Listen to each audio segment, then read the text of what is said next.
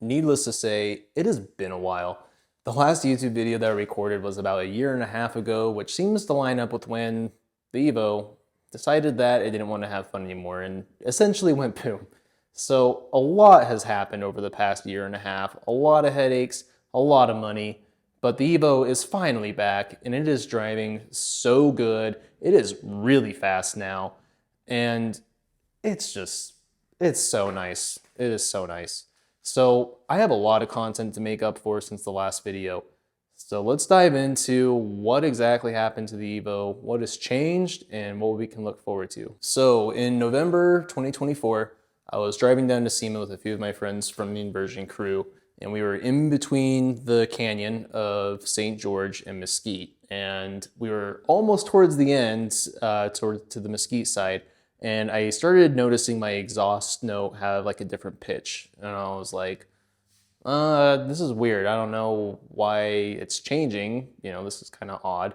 So we get to Mesquite, pull over, and my car sounds like a Subaru, which means that it's down a cylinder. So this is not a good start. After hearing that sound, thankfully my friend Leo was with us, and he has a Rally Art, which has like the same coil packs as the Evo.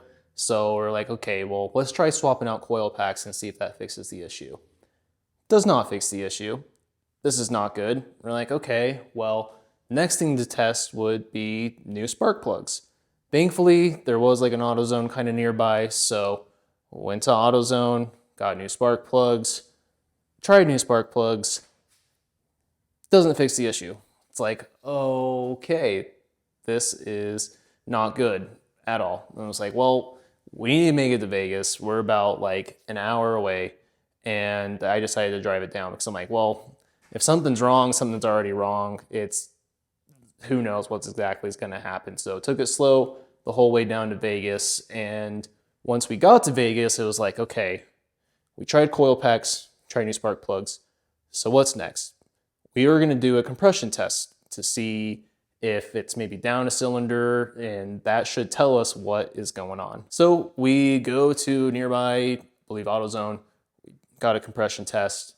We started doing it, and in first cylinder, right off the back, zero compression. And I was like, oh, sweet, okay, that's not good. So we do the compression test across the rest of the cylinders. 2, 3, and 4 had low compression in it. It was like pumping up to like 90, 95, something like that. And it's like, yeah, something in the motor's out, something's toast.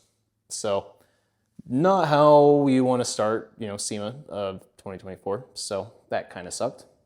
But thankfully, I had my friend Armando from Gearhead Society who was down there already, and he had a trailer, and he was able to trailer the Evo back to Utah. So huge shout out to Armando. I still thank you for helping me with this.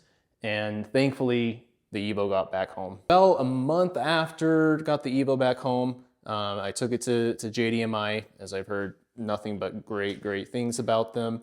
And when they asked me what I want to do with the motor, I was like, I want to do everything. I want it fully built. I want it sleeved. I don't exactly care what the issue is with it, because if the motor needs to come out, then I just want to do everything anyway, which that was the right decision for me to do. So long story short, motor burnt a valve, which really isn't that bad. I could have just like redone the head and been fine.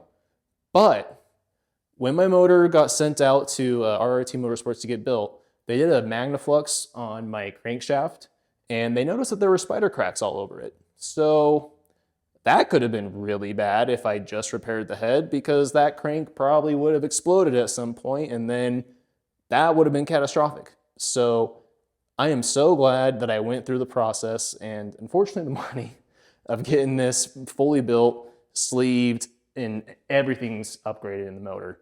And it is rated for 1,000, if I remember correctly.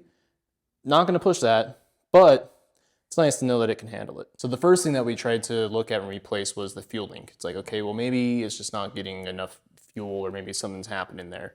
So went back to JDMI for she'd help me out, and we found a bunch of gunk in my fuel lines and in my injectors. And it's like, okay, well, that's not good. That might be what's causing the issue. So got the fuel lines all cleaned out, my fuel filter all cleaned out, got my injectors all cleaned out, throw that back on, nope, issue's still happening. And it's like, okay, recheck the spark plugs. Spark plugs are gapped at like 0.18, if I remember correctly, somewhere in that range. We tried going tighter, we tried going wider, and still getting spark cut, like underload like crazy.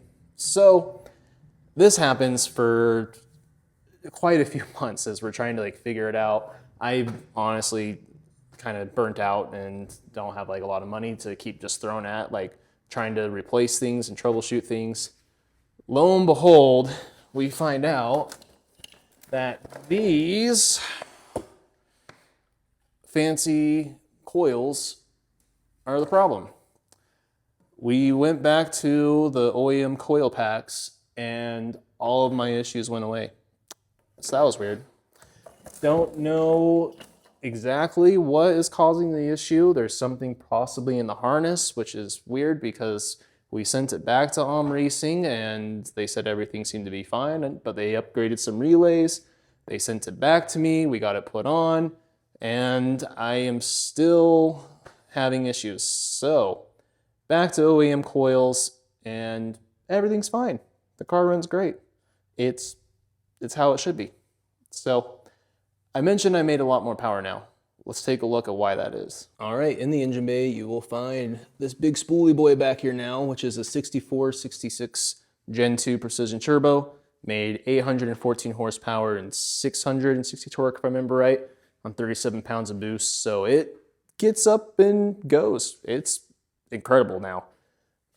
With the turbo, I did get the ETS turbo kit, so it came with this titanium intercooler piping as an option. This titanium 4-inch intake comes with the downpipe, comes with 2 wastegates and dump tubes. So everything that you need for an easy install, which is always nice to have. So in regards to engine management, I'm no longer on the stock ECU. I am now on a Motec M130. So with the Motec, we do have a few fail safes in here, such as like fuel pressure and oil pressure, but it also comes with the fun stuff like rolling anti-lag and launch control, etc., etc. So a lot more flexibility now, and I feel a lot safer driving the car because I know that if something happens, I've got a fail-safe to help protect me. Outside of my newfound power, we got this carbon fiber Varis hood that I was able to trade my old hood for, which was really nice. We got some new wheels, which are the Volk 21A Spec SR. These are 18 by 11, -30 for the size. I have 315, 30, 18 tires on now from Bridgestone, and they are extremely meaty. They look so good and handle well.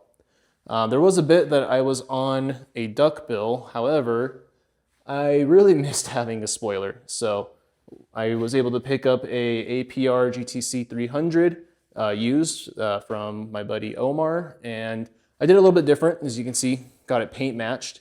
I also got this carbon fiber gurney flap from ABR as well, but the top is paint matched, but the bottom is still carbon fiber. So kind of gives like a nice dual tone look that I really, really, really like. And man, I miss having a spoiler. It looks so much better now. For the interior, I was able to get a new steering wheel. It says Keys Racing. It's funny, I actually waited like 8 months for this steering wheel, which is pretty wild to be honest, but it got here, it made it. I have this John Reed Racing CAN gauge, which communicates with the Motec ECU, and it shows everything that the ECU can monitor. So like fuel pressure, oil pressure, temperature, etc., etc. So the gauge is really nice to have. Got this new CAE ginormous short shifter. It is, as you can see, extremely big, but it shifts so smooth, and I have a lot more confidence when I'm doing shifts at higher speeds now, so it feels really, really good.